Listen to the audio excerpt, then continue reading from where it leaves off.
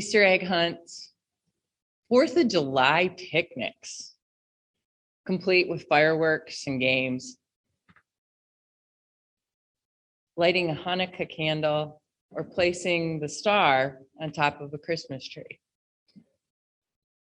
What traditions do you practice and hold dear? For me, Christmas has always been sort of my holiday.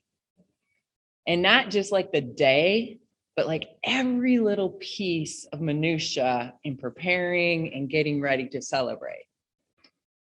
About 5 years ago, I kind of dug into to try to understand, why did Christmas hold this predominant expanse of my emotional real estate?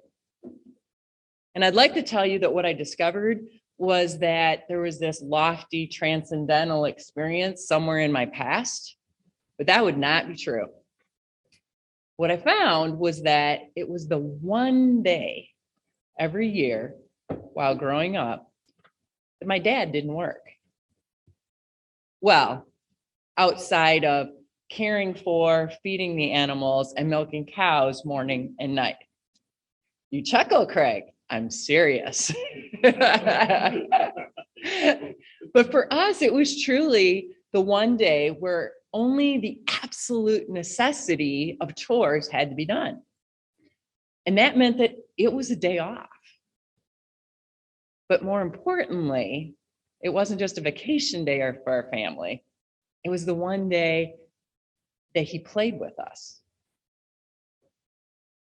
And when we were little, that meant that he helped us explore the new toys that Santa brought. And as we grew, it meant it was card games and board games. And that helped shape who I am. Traditions hold a really incredible sort of grasp on all of us. But when you think about it, there's some really great benefits to traditions.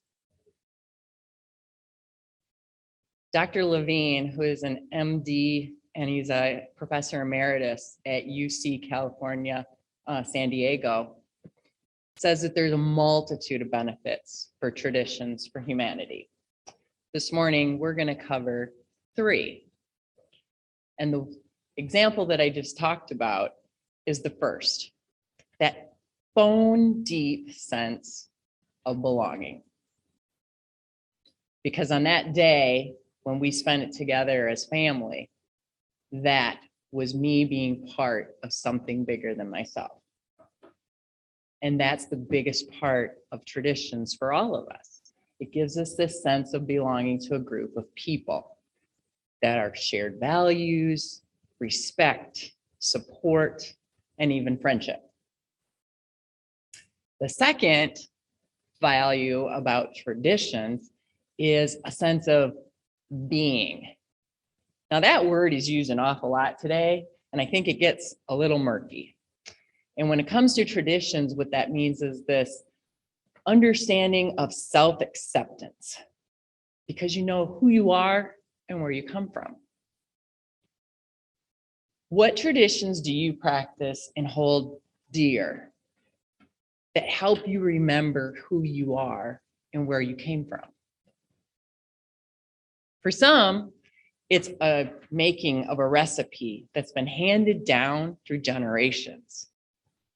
And in almost every case, it's probably a recipe that didn't originate within the borders of this country. It's this sense of knowing who you are because you have the understanding of where you came from. And it's a tradition offers us this predictability that is really this warm blanket of security.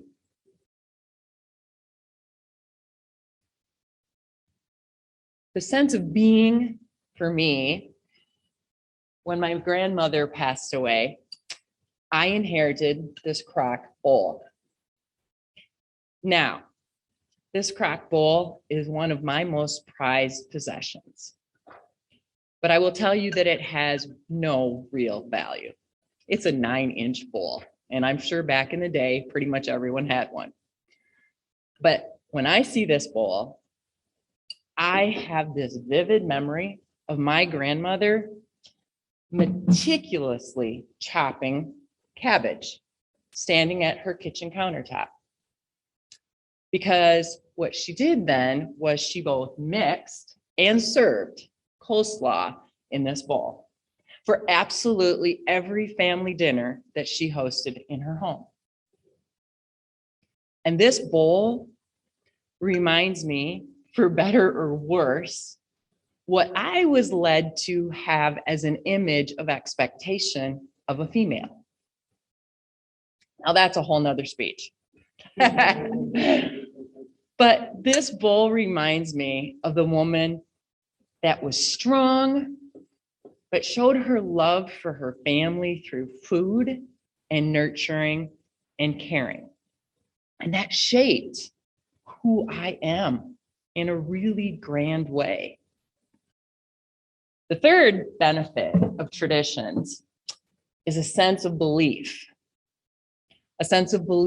in moral compass and in ethical behavior. Traditions really help us give that foundation for understanding of human interaction. But traditions can also be a little dangerous.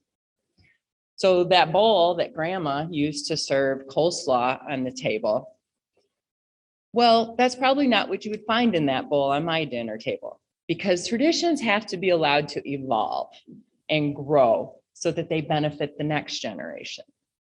That bowl on my table will probably either have mixed greens and vegetables, or maybe even quinoa salad.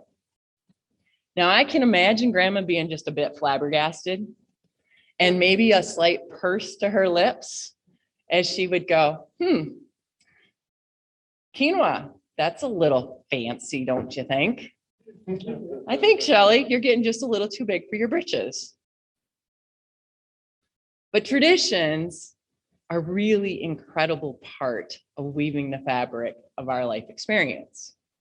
They're absolutely part of everything. And here today in our meeting, with between Christmas and New Year's, we're at a point in the year where families, communities, several of our various ethnic groups, businesses, and even sports teams practice traditions almost daily.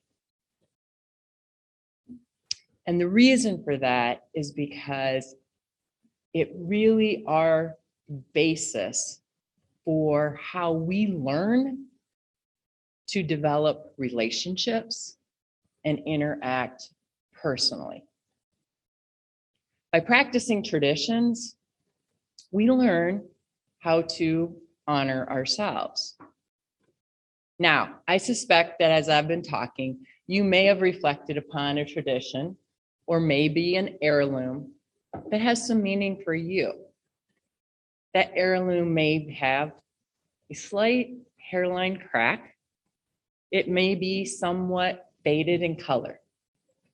And yet when you hold it, you treat it as though it were the most fragile of crystal because of the importance that it holds for you, because of the memories contained within that object.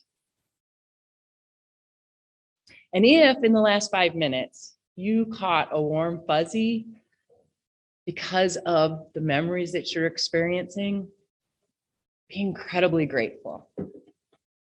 Your life is rich with history and enduring meaning. But more importantly, as you look to 2022, think of how you can invite others to develop our tradition with you. Because traditions are the foundation for how we not only learn to honor ourselves, but how we develop and honor others.